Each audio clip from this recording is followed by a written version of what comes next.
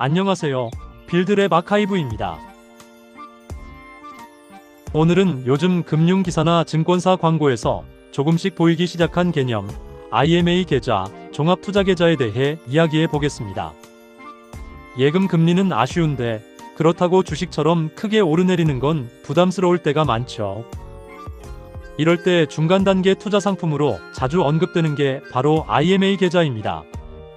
그런데 이름도 낯설고 구조도 복잡해 보이다 보니 대체 이게 뭔지, 내 돈을 넣어도 되는 건지 헷갈리기 쉽습니다. 그래서 오늘 영상에서는 IMA 계좌의 기본 개념, 누가 운용하고 어디에 투자하는지, 수익률과 위험, 예금 CMA 주식과의 차이, 그리고 가입 전에 반드시 체크해야 할 포인트까지 순서대로 정리해 드리겠습니다. 이 영상을 끝까지 보시면 IMA 계좌가 내 상황에서 어떤 역할을 할 수 있는지 큰 그림이 한 번에 잡히실 거예요. 먼저 IMA 계좌를 한 줄로 정의해 보겠습니다.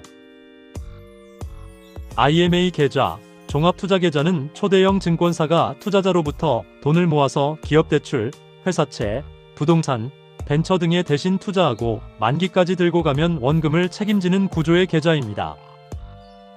예금처럼 은행 금고에 돈을 그대로 넣어두는 것이 아니라 증권사가 이 돈을 실제 기업과 프로젝트에 빌려주거나 투자해서 수익을 만들고 그 성과를 바탕으로 투자자에게 이자를 지급합니다. 정리하면 IMA 계좌는 예금과 주식 사이에 있는 원금 보장을 전제로 한 중위험 중수익 투자 계좌라고 이해하시면 가장 쉽습니다. 그렇다면 누가 이 돈을 굴릴까요? IMA 계좌는 아무 증권사나 만들 수 있는 상품이 아닙니다.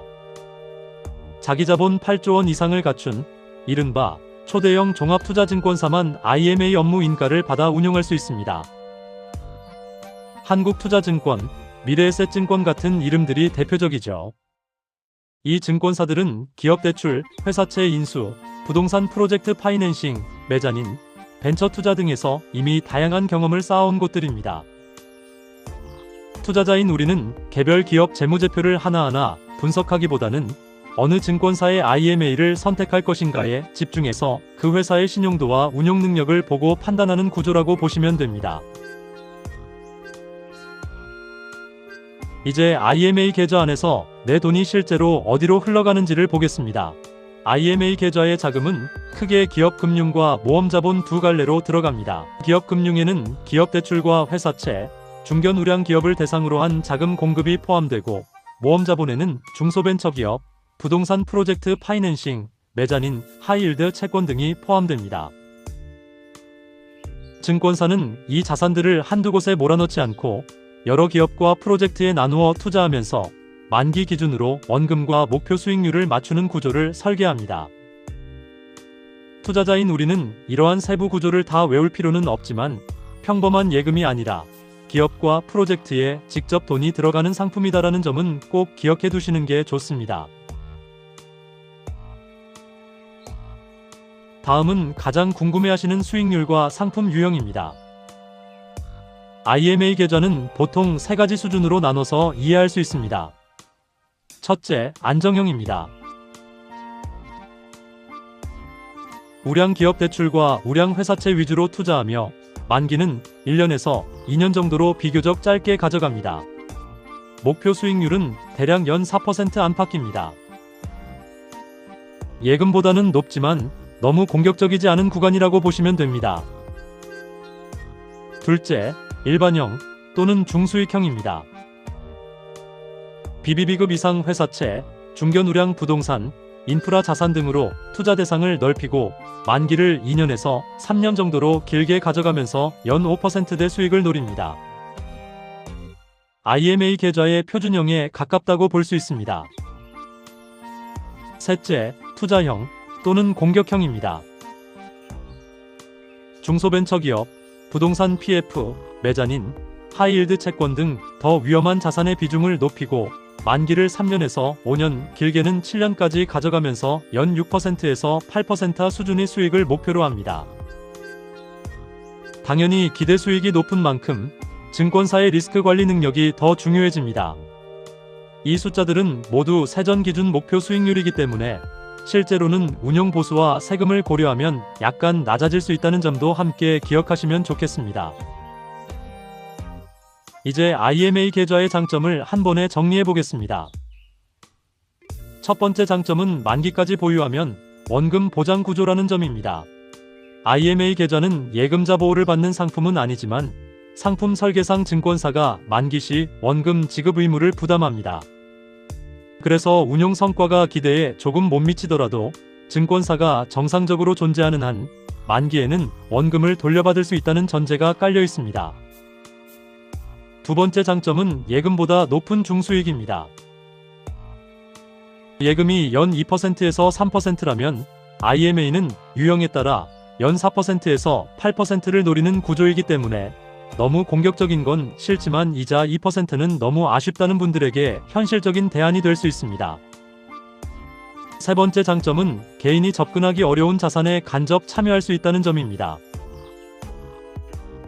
기업 대출, 부동산 PF, 비상장 벤처, 메자닌 같은 자산은 정보도 어렵고 분석도 까다롭지만 IMA를 통해 전문 운용사의 필터를 거쳐 간접적으로 참여할 수 있습니다. 반대로 IMA 계좌에는 분명한 단점과 리스크도 존재합니다. 가장 중요한 점은 IMA는 예금자 보호 대상이 아니라는 것입니다. 은행 예금처럼 예금보험공사가 일정 한도까지 대신 책임져주는 구조가 아니고 개별 증권사의 신용에 기반한 원금 보장입니다.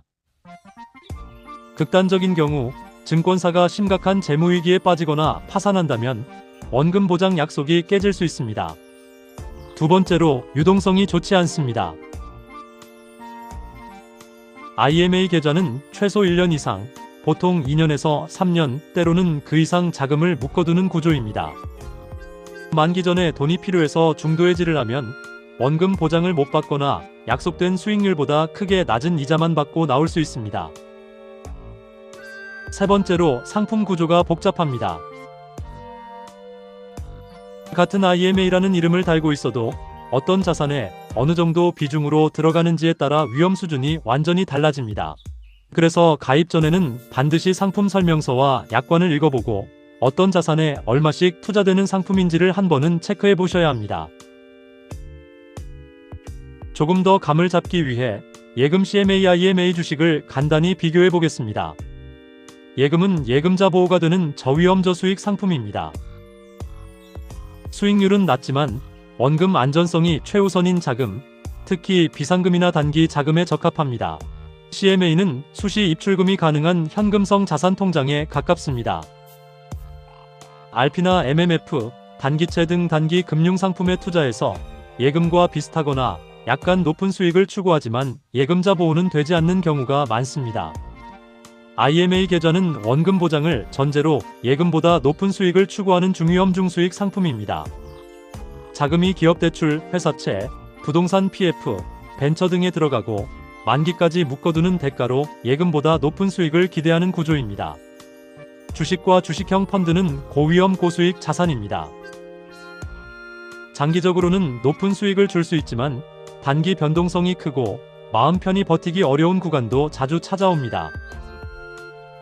이 네 가지를 한 줄로 정리하면 예금 CMA, IMA 주식 펀드 순서대로 위험과 기대 수익이 함께 커진다고 보시면 됩니다. 이제 실제 가입을 고민할 때 어떤 점을 체크해야 하는지 정리해 보겠습니다. 첫째, 만기와 중도해지 조건을 확인해야 합니다. 만기가 정확히 몇 년인지, 중간에 해지할 경우 원금과 이자가 어떻게 달라지는지 약관에 나온 예시를 꼭 한번 읽어보셔야 합니다. 둘째, 수익 구조입니다. 최대 연 몇 퍼센트 같은 홍보 문구만 보지 마시고 기준 이율, 가산 이율, 최소 보장 이율과 같이 실제로 적용되는 구조를 숫자로 확인해 보시는 것이 좋습니다. 셋째, 최소 가입 금액과 적합한 자금 규모입니다. IMA 계좌는 법에서 개인법인 최소 투자금을 딱 잘라 정해두지는 않았지만 실제 상품은 수백만 원 단위 최소 가입금이 붙는 경우가 많습니다. 생활비나 비상금이 아니라 1년에서 2년 이상 쓰지 않을 여유자금을 어느 정도까지 배분할지 생각해보는 단계가 필요합니다. 넷째, 증권사 재무 건전성과 평판입니다. IMA 계좌의 원금 보장은 예금보험공사가 해주는 것이 아니라 해당 증권사가 스스로 부담하는 구조입니다. 따라서 어떤 증권사의 IMA를 선택할지 그 회사의 신용등급과 실적, 시장에서의 신뢰도를 함께 살펴보는 것이 좋습니다. 마지막으로 IMA 계좌가 잘 맞는 투자자와 그렇지 않은 투자자를 정리하며 마무리해 보겠습니다. IMA 계좌는 예금 이자는 아쉽고 주식 변동성은 부담스러운 분들, 그리고 여유자금을 1년 이상 중장기로 묶어둘 수 있는 분들께 어울립니다. 기업 금융과 부동산, 벤처 등에 간접 투자하면서 예금보다 한 단계 높은 수익을 기대하고 싶은 분들께도 의미 있는 선택지가 될 수 있습니다. 반대로 가까운 시일 안에 반드시 써야 하는 결혼자금, 전세자금, 학비 같은 돈이거나 원금 손실 가능성을 조금 더 감당하기 어려운 상황이라면 IMA보다는 예금 CMA 단기채 ETF 같은 더 보수적인 수단이 훨씬 더 적절합니다. 오늘 영상이 IMA 계좌를 이해하는 데 도움이 되셨다면 좋아요와 구독, 알림 설정 부탁드리고요. 더 궁금한 점이 있으시면 댓글로 남겨주세요. 여러분의 상황에 맞는 금융 선택에 작은 힌트가 되었기를 바라겠습니다. 시청해주셔서 감사합니다.